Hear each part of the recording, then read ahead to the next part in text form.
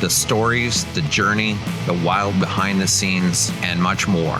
I'm Dave Anthony, and I'm the host of From Garage to Stadiums. We're getting into the sort of the late 70s, early 80s, and of course the evolution of music is changing a little bit. And Queen, rather than sort of sticking with the formula, they start adapting, which is kind of incredible that they were able to do this. But do you want to talk about some of the evolution into the dance, disco, new wave, funk kind of sound? Sure. Well, I mean, I think that was driven very much by John Deacon.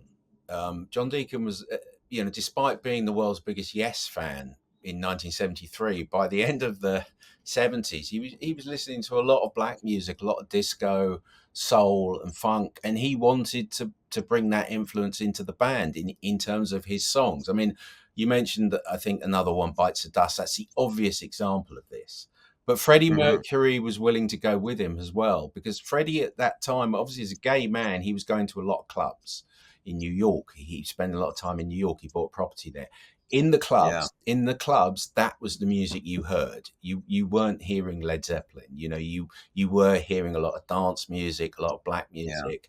And so he was happy to go along with it. I mean, it's tricky with Another One Bites the Dust because it's become one of their biggest hits. But I do know that from interviews I did with Roger Taylor and with Brian May, Brian insists that Roger never liked it. He never liked it. He felt it wasn't right for them as a rock band. Now, when I challenge Roger Taylor with that, he's like, oh, no, Brian's exaggerating. That's not the case at all. And that's okay, because it's a huge hit record. But at the time, it was a radical departure. It really was. And I know that at the time, a lot of their Queen's fan base would be like, well, why are they doing a disco record? In 19, right. But it opened them up, Mark, to a wider audience, didn't it? Totally opened them up to a much bigger pop audience here, especially in the UK. And especially in the UK, you said. It in the UK, but it happened in America as well, didn't it? Yeah, in America, I think that album, The Game, 1980, is very underrated.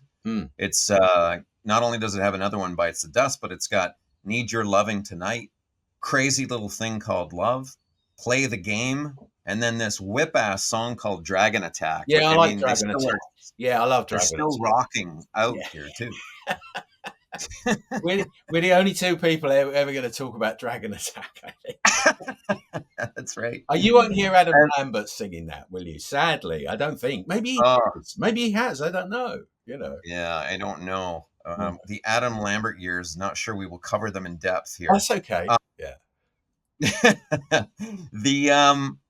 I want to talk about an interesting thing that they did in 1980. Not many bands get asked to write soundtracks for movies. No.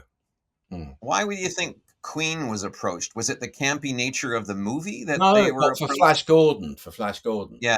No, it's because Flash Gordon was a movie based on the comic strip, and Queen was asked to write the soundtrack. It's a very different sounding Queen, is it not? Synthesizers and I mean they did it because Pink Floyd turned it down, because Pink Floyd were busy doing The Wall. So they went to Queen. And I mean, that was very much a Brian May project. I mean, they overworked themselves massively, because I think they'd started doing things on Flash Gordon before they'd even finished the game. And I remember talking to Brian May about this, and he gave the impression that he was very overworked, and that it was kind of him and an engineer piecing this thing together. But again, it was a huge hit, and the title track, Flash Gordon, was a big hit here. Again, completely different. It's also one of the first soundtrack songs where you've got snippets of dialogue in the song itself. There's the bit where Brian Blessed is going, Gordon's alive. You've got bits of that in there. Now, years later, you listen to the soundtrack to Pulp Fiction.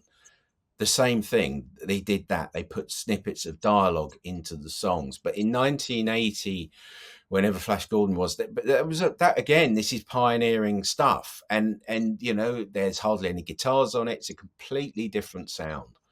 It's really very, very unusual for the time. That's a really interesting point you make about the dialogue being baked in there. Yeah, you didn't have that. Now you do. But in Pulp Fiction, the soundtrack to Pulp Fiction was one of the first ones I remember really being aware of this. Yeah. The next album, Hot Spaces, starts to the personalities of the band start to shall we say, knock a few heads here. What's going on with Hot Spaces? You've got a really heavy sort of what disco Yeah, sound very kind of much coming so. through. Yeah, they recorded this in Munich, which is again a lot of clubs there that Freddie Mercury was Yeah, involved I in. mean that was where Bowie was influenced, wasn't he, to sort of take his music into a different area? I think Bowie was in Munich. Yeah, I think so. But well, he had. That's right. He had. Well, Berlin. He'd been in, hadn't He he? had Earlier Berlin. with Iggy Pop a few years earlier.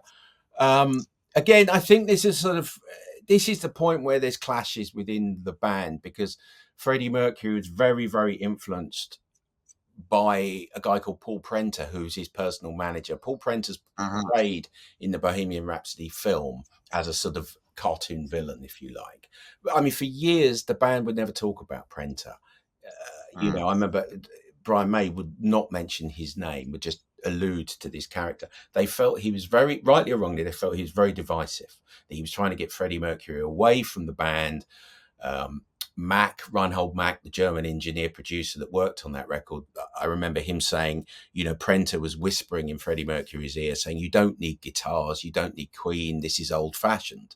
Now, whether that's the case or whether that's all been exaggerated, I don't know, but there's certainly elements of that on that album. I really like the Hot Space album because I just think it's interesting. It's different. Uh-huh. It's great to write about as well but you have got this case where poor old Brian May feels very sidelined, I think, on that album. But of course, out of that, you have the hit with Bowie. You have Under Pressure, so which is probably my favorite Queen song. So, it was a success, but it confused people.